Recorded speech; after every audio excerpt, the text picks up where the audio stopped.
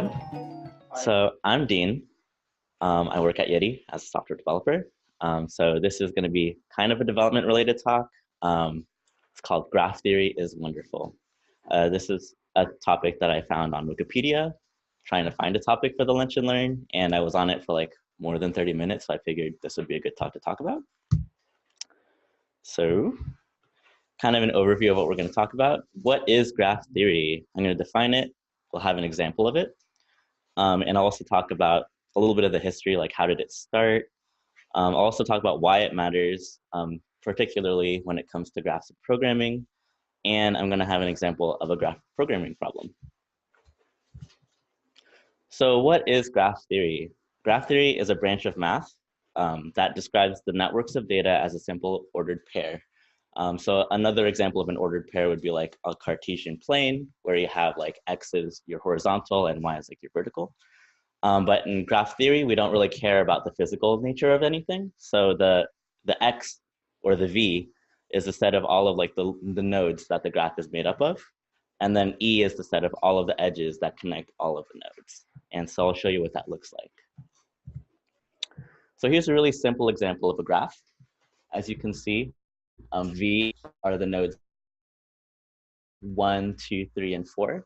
And then we define E as the edge between 1 and 2, the edge between 1 and 3, the edge between 2 and 3, and the edge between 2 and 4.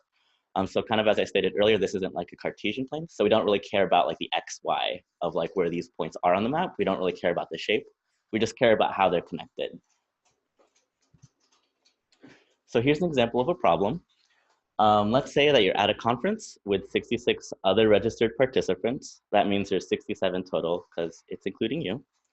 The facilitator wants you to create a secret handshake with exactly 5 other participants in an effort to increase engagement. At the end of the event, you'd be forced to demonstrate all 5 secret handshakes on stage at the end of the event in front of everyone. Very scary. Some conditions: you can't create a secret handshake with yourself. A handshake must be between you and only one other participant, so no 3-way handshakes, 4-way handshakes, more-way handshakes. And each handshake has to be unique. So the problem is this possible given the number of registered participants, and has the facilitator gone too far? So kind of what we've learned so far about graph theory. In this scenario, what would we represent as a vertex or a node?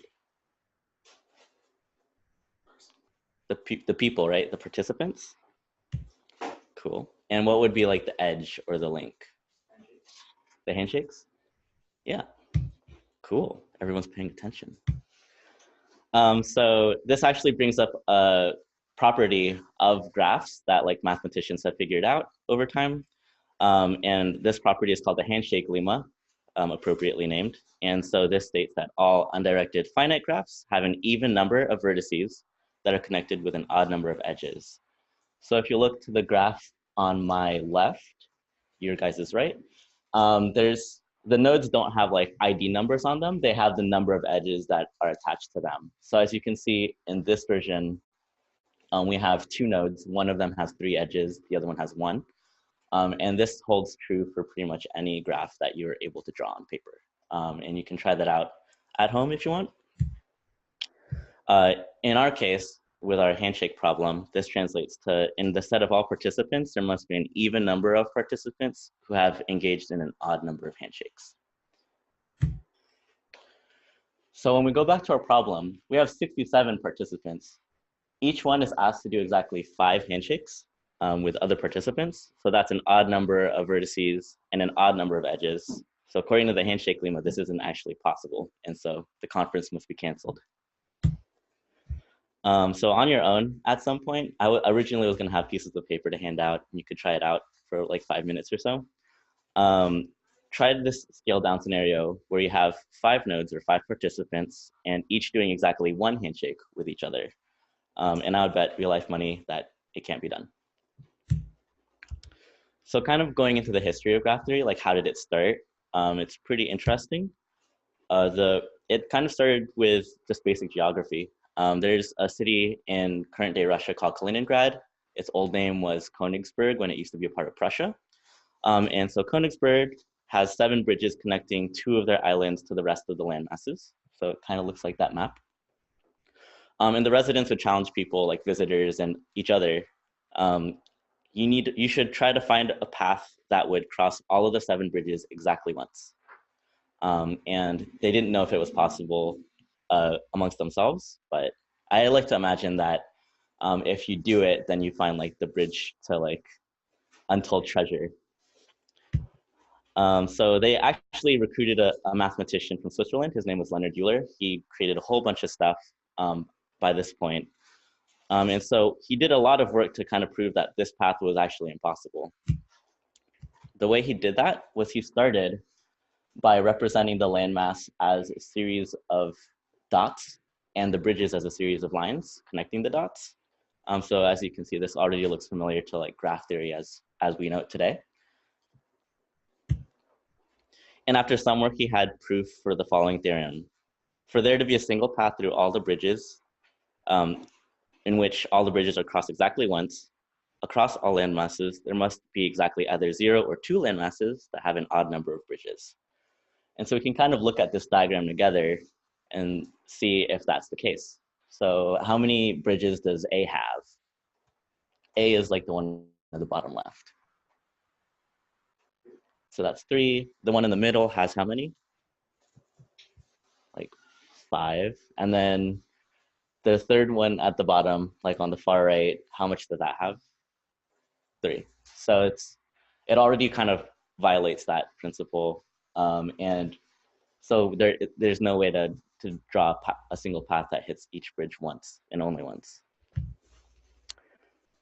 So why graph theory matters? Graphs are used a lot in programming and a lot of different applications. It's a useful abstraction and it's seen in places like databases. There's a specific kind of NoSQL database called a graph database that really focuses on storing the relationship between things and not so much the structure, kind of that topology over format. And GraphQL is another example of technology that uses a graph. Pretty much every piece of data you hook up to a resolver, that becomes part of the big graph. And then we can use graphing algorithms to kind of track really important things like what is the closest path from point A to point B and stuff like that. So a lot of algorithms that make solving problems with them much easier. So here's an example of such a problem. We're going to commute with graphs. My personal commute is on the board right now. So I go from home and I can take the Powell Street station, which would take me to Civic Center station, the Van Ness, and then to Yeti. Or I could walk pretty much to any of the stations directly. I didn't draw it here, but I could take Powell, get onto Powell, take the station to Civic Center, and then walk the rest of the way. So there's a lot of different ways that this network can go.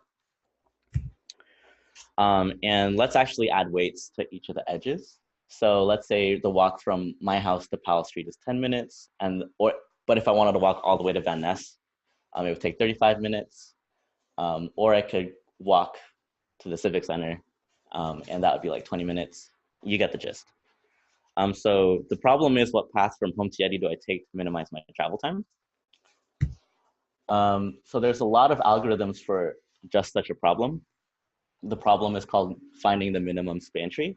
And so the minimum span tree is just the path that you can take through all of the different nodes that will minimize the edge, minimize the weight of each edge.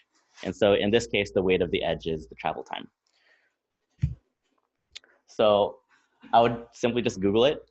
And my programming language of choice is Python. As you can see, there's a bunch of different algorithms, and actually even at the very bottom here, there's an implementation of minimum spanning tree, so that's pretty promising.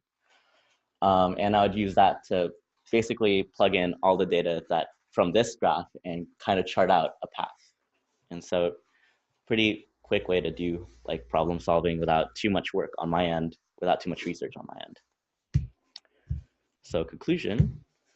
Graph theory is a very old branch of math that's still being used today for computer science. It's really easy to find graphs in nature and model problems off of graphs. And there's many graph algorithms that others have made that and have research that have opened the door to solving many actual problems. I have a bunch of sources at the bottom. If you're interested, I can like share the slides with everyone. The one at the very bottom is actually pretty interesting because it talks about like all the different algorithms that like they found with graphs that you can use to solve like a bunch of cool problems. And are there any questions? Let me play this. I'm sure people know what this one is.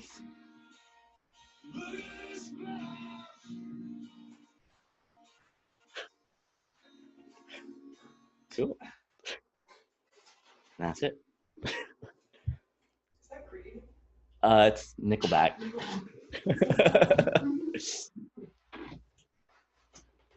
Cool.